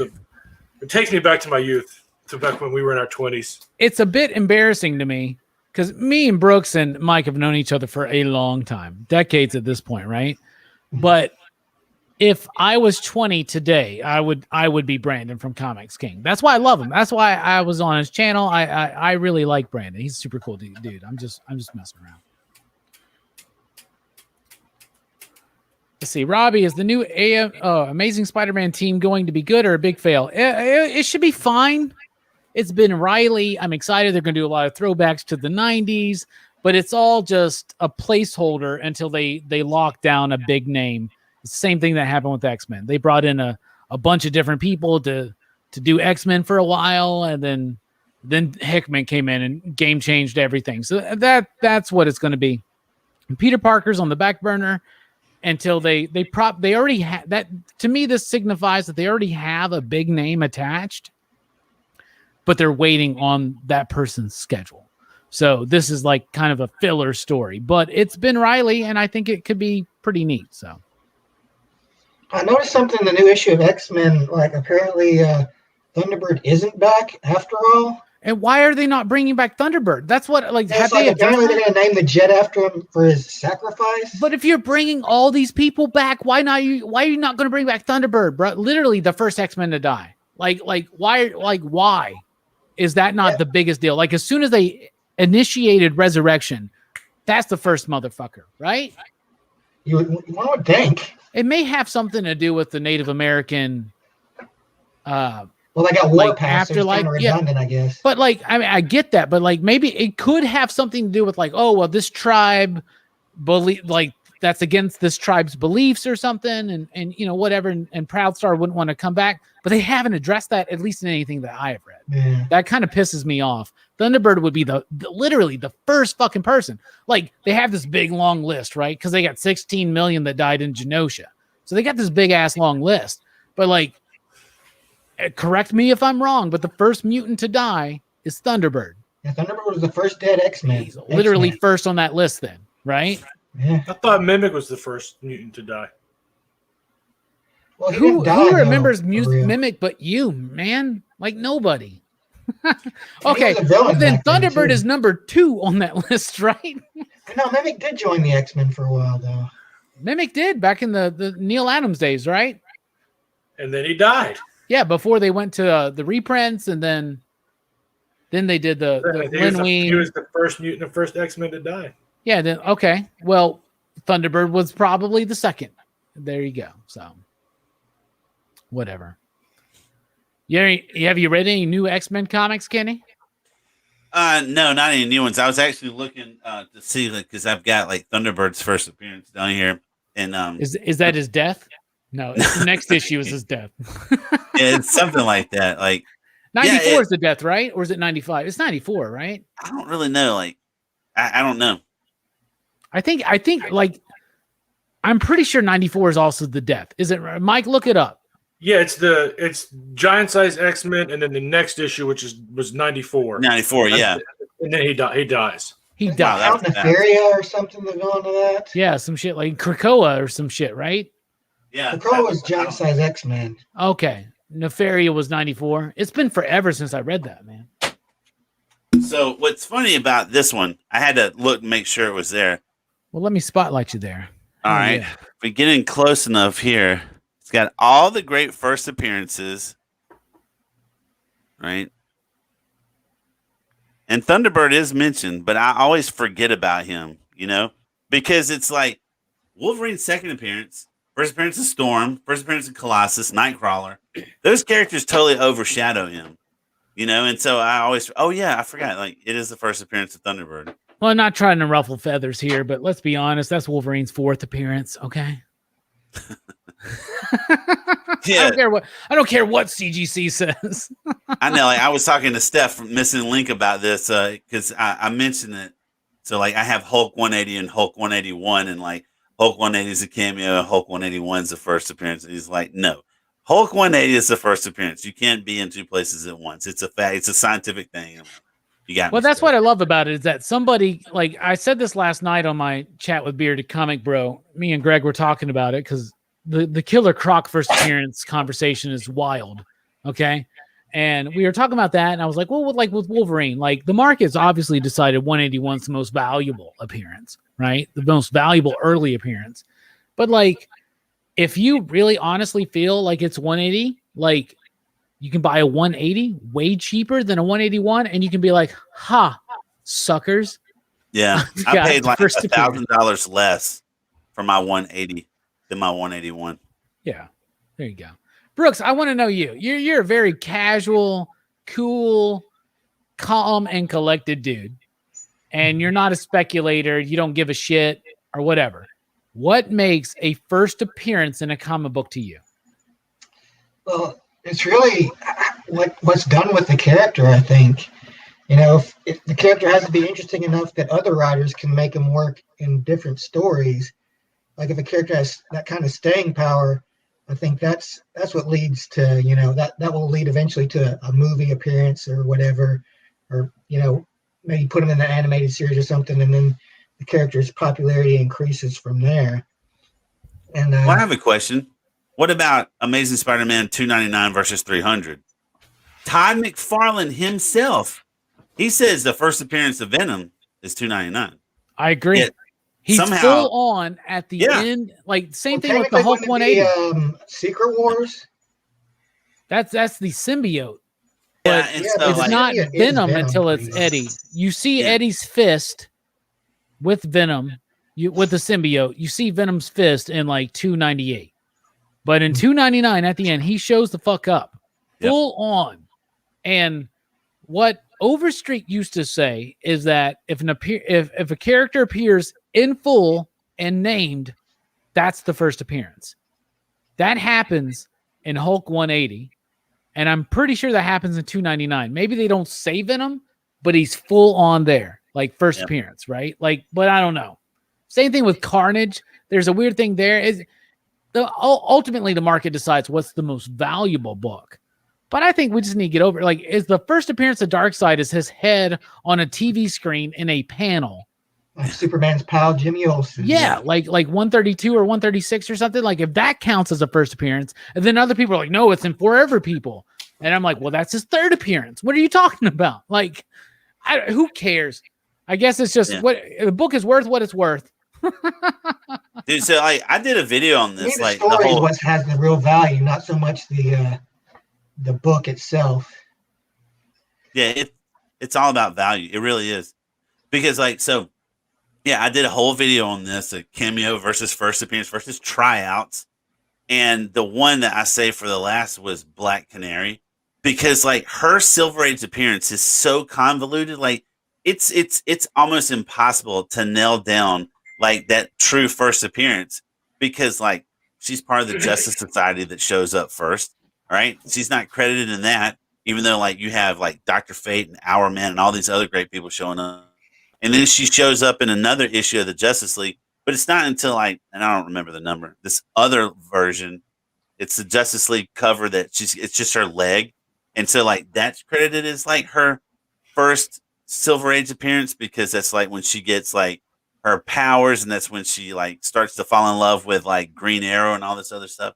But it's nuts. Like if you were a huge fan, you would easily need like 4 different comic books to like try to get first appearance thing in. Yeah. That's why I'm like, just like creators, stop fucking around. Just like if you want to do a new creator, just do it.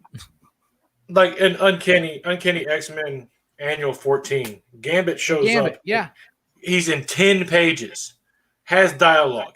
They say him by his name, but yet that Uncanny X-Men, 266. 266 is his first appearance, but it's just kind of considered his first appearance. But right. a lot has to do with cover too. Like, what's a more exciting cover to own? That X-Men Annual or a Hulk 180 as opposed to a 181 or a 266? Like, I get that aspect of it, first cover.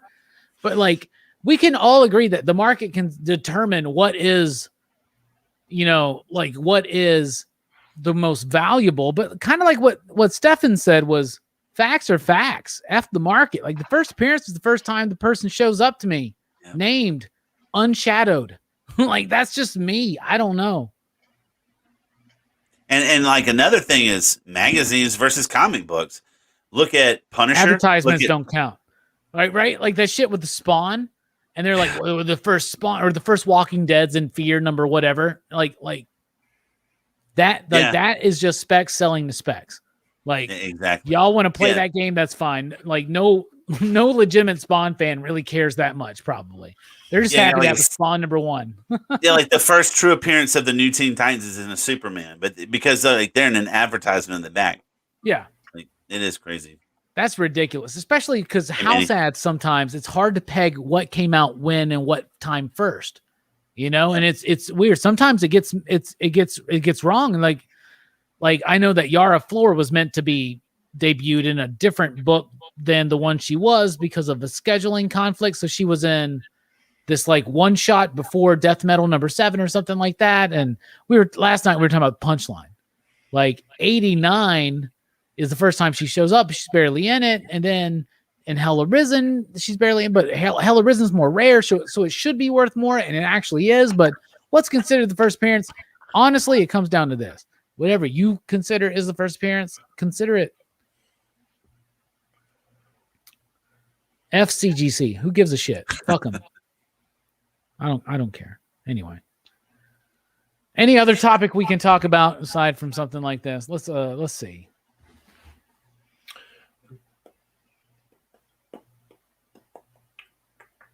You got something, Mike?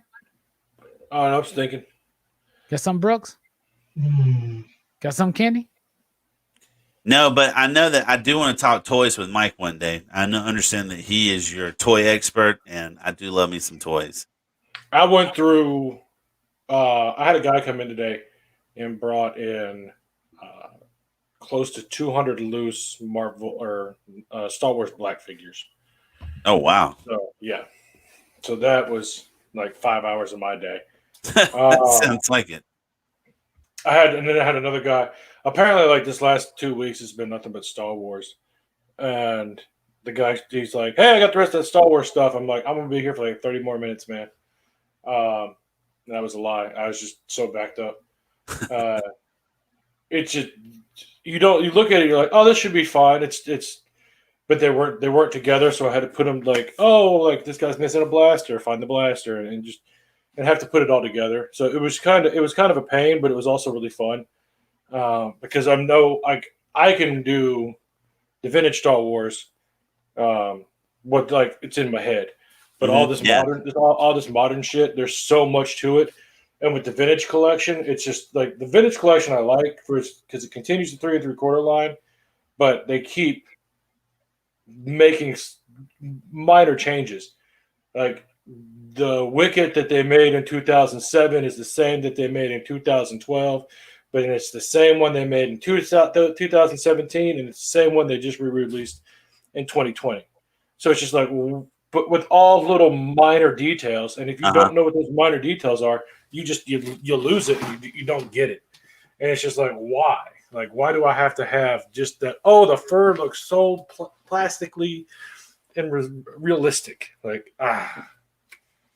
So, what toys you got questions about? Well, I just want to talk toys. You know, like I'm a big Kenner fan, and so like I've heard you talk about Star Wars before, and I love the superpowers. I have not a complete set of the carded figures. Like I'm still working on. I used to have all 33 of the carded superpowers, and I sold them, and I actually bought like a Fantastic Four #1 and an X-Men #1 off of selling my superpowers. So a lot of money there. But so Especially Rockin' carded, Robbie, bro. like, what's that? Especially carded, like crazy money on some. Yeah, I had to actually like because I was trying to rebuild that collection, but the prices are just nuts right now. And so I obviously like comic books, but I've stopped buying comic books because the market has just gotten nuts. So I said I'm just gonna buy some toys.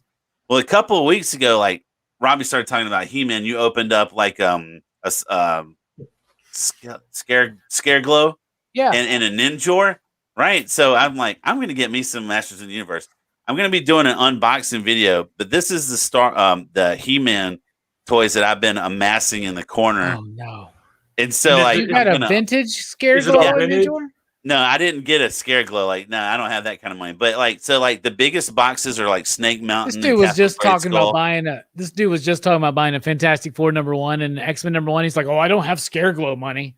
Not yet. I mean, so like I have to save up for that. So, but yeah, you know, one day maybe. But so like I'm gonna unbox them all at once. Like, is that all Origin stuff?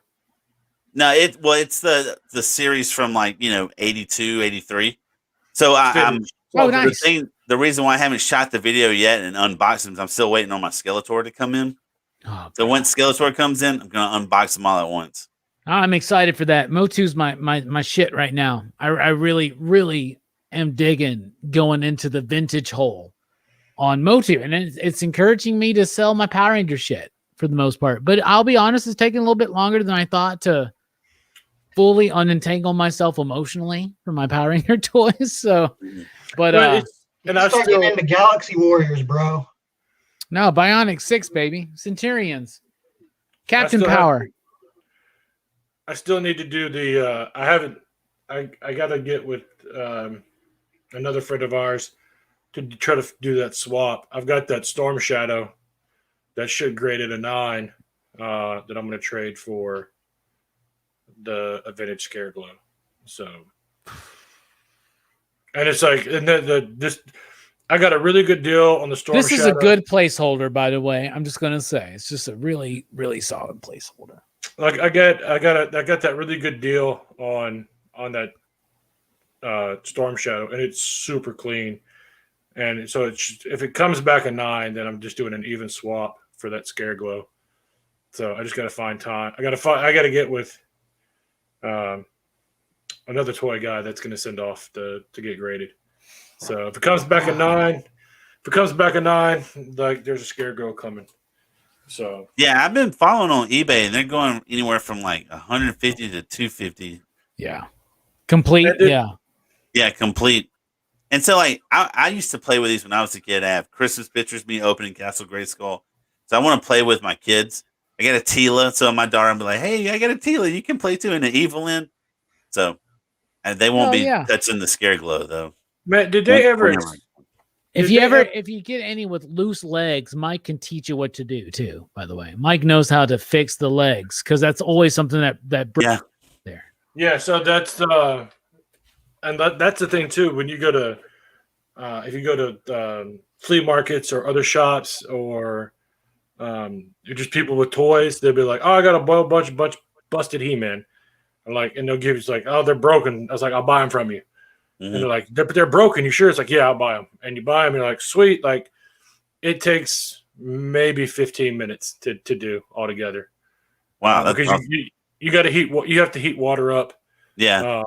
Boil water for like 4 minutes, and then let everything soak, and then pop a bunch of stuff out. Put the new band in. Like it's really easy, but you have to have the right tools to do it, which I've learned. So I just want to point out Bob real quick, talking about Micronauts, bruh. I love Micronauts toys. I think they're like the coolest fucking. Like they were some of the first toys I remember. That and Superpowers and G.I. Joe and Transformers, like Masters of the Universe. But those toys are amazing, exciting stuff. Micronauts is good stuff. All right, time for show and tell. And the first person up will be me. All right. Tomorrow night, don't forget Dylan's Horror Show. Talking about Chopping Mall. I didn't recently buy this. I've just had this, but I got the slip. So Chopping Mall tomorrow night, Dylan's Horror Show. I got this recently. I don't remember if I showed this last week, but I got Night Riders by George A. Romero. This is my favorite Romero film, actually. Ed Harris is in this film. A really great film.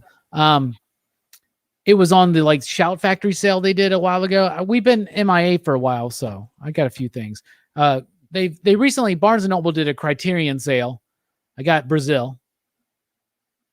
Love this film. One of my favorites. And last week, I showed off my Samurai Champloo set, right, Brooks? Do you remember that? Yeah. I also got Cowboy Bebop. The series I need to revisit. I haven't seen that in a long time. Yeah, that's why I thought about that too. That's why I picked that up. Recently, finally got my Armored Daredevil from Toy Biz. Y'all know me and my Toy Biz. So picked that up just yesterday. And my favorite acquisition this week is I finally, after like 20-something years, got a G2 Megatron that I just love. I love this dumbass thing. And let's transform it real quick, because this is kind of intuitive. And it's got some silly bits to it. So I want to really focus on those here. But it's pretty easy to transform. It looks way easier than my Megatron. Yeah, I have the G2 version of that Megatron. All right, first of all, I want to point out how silly these tiny little feet are. Look at this. You see that? It's like that Asian binding. There's little pegs. He's got a little toe. But this is pretty dope. So there's Megatron, G2, right? what? Okay. I got a G2 Optimus Prime. And it's right behind me. So there's G2 Optimus Prime. Basically the same thing as G1 Optimus Prime, right? But the trailer's a different color. It's back there, whatever. If you're a kid, and I had this as a kid, but I didn't have the Megatron. I've always wanted it. But if you're a kid, and you want to see Optimus Prime, the ultimate good versus the ultimate evil of Megatron, what the hell is this?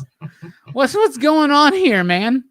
Like, even in take mode and truck, like, what? Like, I feel inadequate. what is going on there? But anyway, very excited to finally have this. Such heroic nonsense. Well, maybe missing some bits of it, but whatever. I love this figure, and I do have the,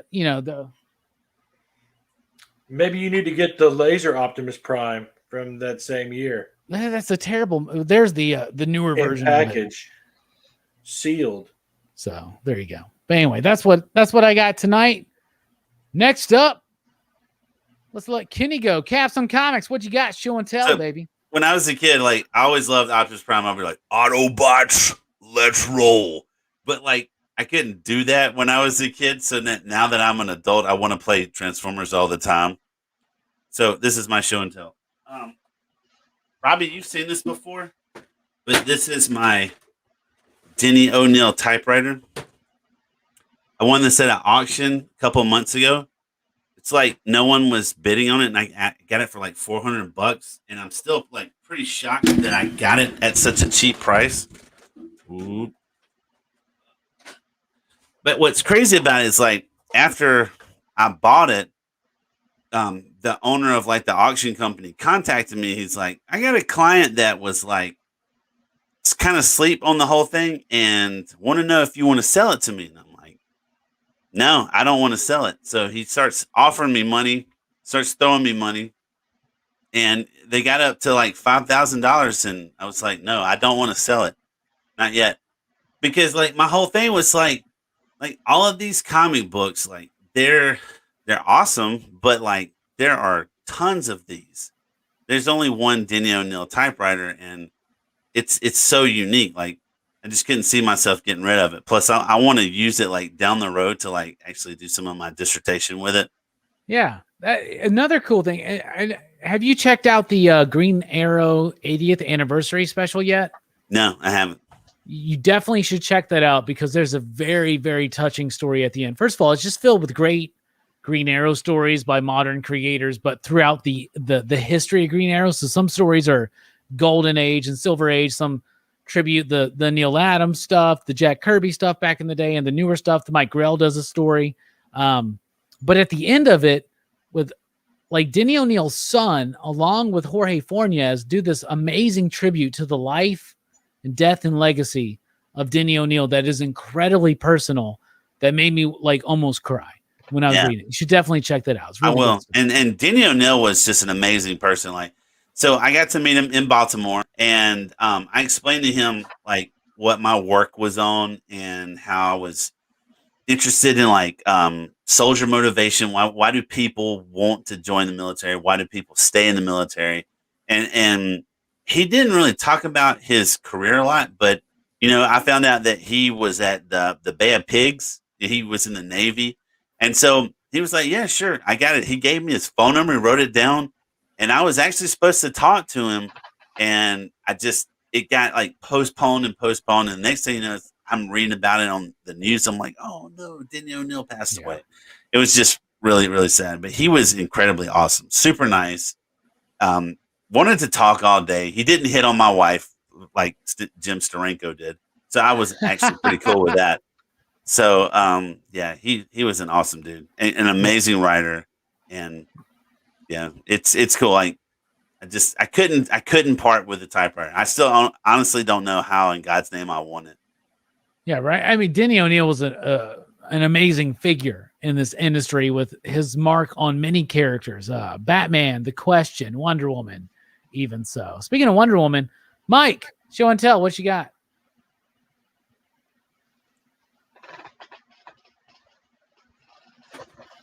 You're muted, bro. Sorry, I was looking at this stuff. I was going to say, talking about old Kenner stuff, a friend of mine is had the old Indiana Jones stuff, and then like 20 years ago and got rid of it. Now he's getting it back, and it's just fun going through his stuff, looking at this old Kenner line for Indiana Jones and Raiders of the Lost Ark figures, which I know nothing about, so it's just a nice little crash course in it.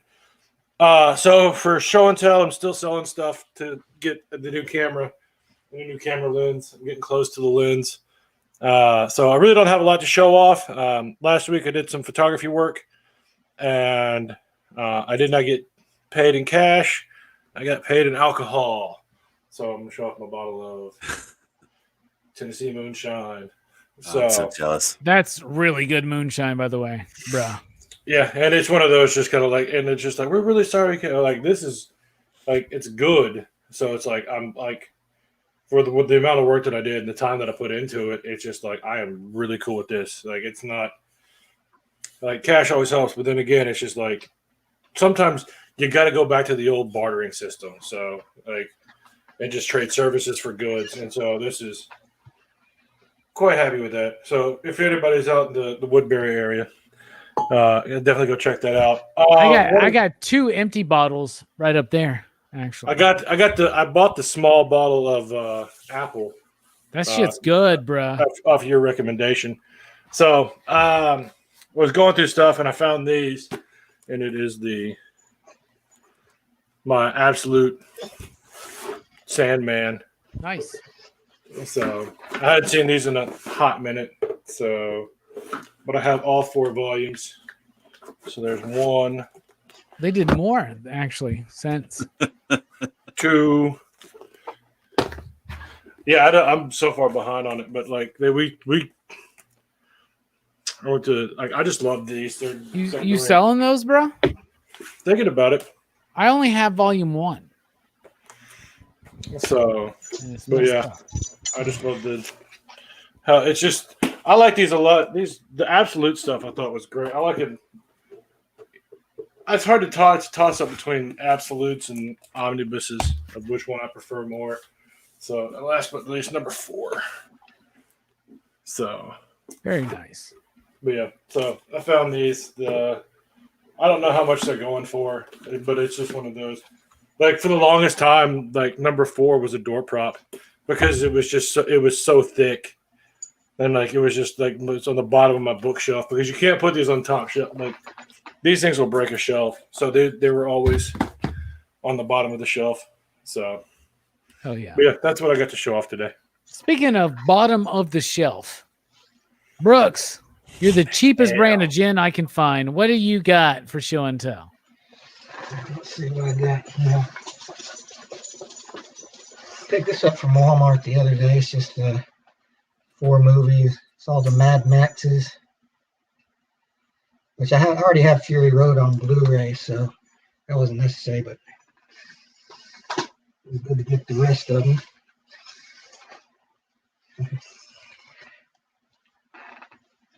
A couple of guys I picked up like last week, but I didn't want to show them off because I didn't want to do it on Cobra. Sorry to throw more shade on that movie, but got a couple of Bruce Lees. This guy's like the doll with the cloth suit, which is pretty cool. He's super posable. I have him like sitting on my couch, pointing to the moon for Aragorn. You fucking nerd. But this guy's pretty awesome. Like he's the Universal figure is what he's called. Yeah, he comes with the sticks. I don't know what they call the 3-parted stick.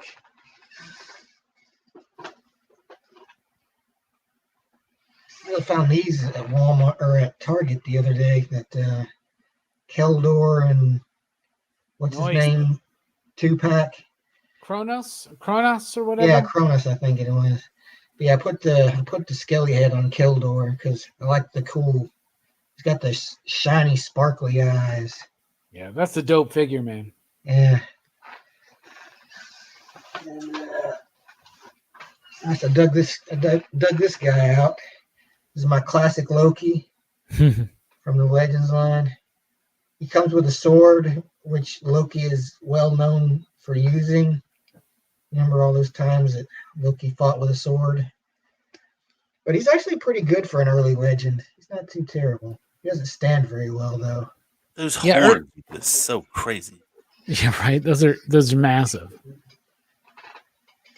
And that's a great shirt, by the way. Is that a Perez shirt? I think so. Yeah. Well, I don't know. The cap looks kind of Kirby-esque. It looks like an amount. Maybe some Bushimas in there. I don't know. That's weird. Could be. Yeah. It looks like a because the Captain America on it, like if you can see him, he has that Jack Kirby face. Everybody was doing that at Marvel in the 70s. Yeah. I don't know. That's a nice shirt too, Brooks. I'm just saying. Yeah. The Avengers. The Avengers.